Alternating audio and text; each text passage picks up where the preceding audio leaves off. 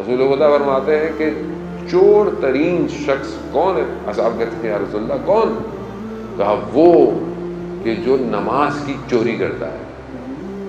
نماز کی چوری کا مطلب یہ نہیں کہ نماز پڑھتا نہیں ہے، نہیں، چوری کرتا ہے، یعنی صحیح نہیں پڑھتا، ٹائم پہ نہیں پڑھتا، صحیح طریقے سے نہیں پڑھتا، کیفیت سے، اور یہ نماز رسول خدا کہتے ہیں اس کو منہ پہ مار دی جائے گی۔ تو انسان کم از کم، اب یہ بہرحال عبادت نماز ہے، بہرحال آپ دیکھ لیں اذان کا وقت ہو گیا اور کوئی ایسی مجبوری نہیں ہے، کوئی ایسا میرے اوپر پریشانی نہیں ہے اور میں پڑھ سکتا ہوں، مگر آپ دیکھیں کہ انسان اپنا ٹائم جو ہے وہ ضائع کر رہا ہوتا ہے کوئی نہ کوئی کام۔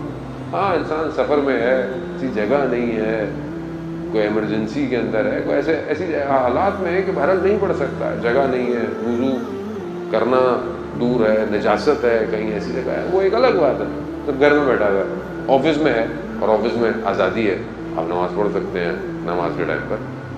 تو وہ ایک عالم دین بیان کرتے ہیں، کاشان میں رہتے تھے اور وہ کہتے تھے کہ میں اپنے گھر کے اندر بنائی رینوویشن کروا رہا تھا، تو مزدور میرے گھر میں کام کر رہے تھے، تو ایک جوان تھا، تو جب کھانے کا وقت ہوتا تھا دوپہر کا تو سارے مزدور کھانے پہ چلے جاتے تھے، لیکن ایک یہ جو جوان تھا یہ پہلے نماز پڑھتا تھا پھر کھانے پہ جاتا تھا۔ تو میں نے جب اس کی حالت دیکھی میں نے کہا کہ یہ جوان میں کچھ خاص ہے کچھ۔ تو ایک دن میں نے اس کو سیڑھی دی کہ یہ سیڑھی کرائے پہ جا رہے، کام ہو رہا تھا کرائے پہ لے کے آیا وہ، تو واپس دے کر آؤ۔ تو وہ واپس دینے گیا، بڑی دیر میں واپس آیا، تو میں نے کہا تمہیں اتنی دیر کیوں ہو گئی سیڑھی دیتے ہوئے؟ تو کہنے کا سیڑھی لمبی تھی اور گلی جو تھی وہ تنگ ہے، یعنی دیواریں بہت قریب قریب تھیں، تو اگر میں ایسی گزر جاتا تو سیڑھی جو ہے وہ دیوار پہ اسکریچ مارتی، ٹچ کرتی بھی جاتی، دیوار جو تھی وہ لوگوں کا مال ہے، میں حساب کیسے دوں گا اس کا؟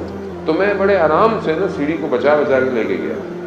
تو وہ عالم تھے، بہرحال وہ سمجھ گئے، کہا کہ بھئی عام جوان نہیں ہے۔ تو اس سے پہلا سوال کیا انہوں نے، کیا تم نے وقت کے امام کی زیارت کی ہے؟ تو اس نے فوراً کہا کہ ہاں کچھ دنوں پہلے آپ ہی کے شہر میں امام آئے ہوئے تھے۔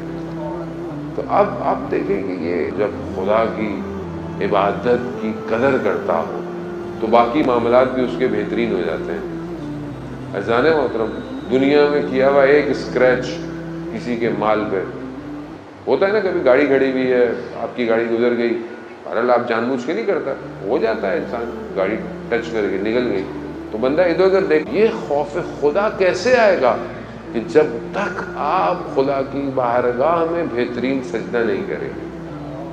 جب انسان خدا کی بارگاہ میں اس طرح گڑ گڑاتا ہے تو یہ معاملات کو وہ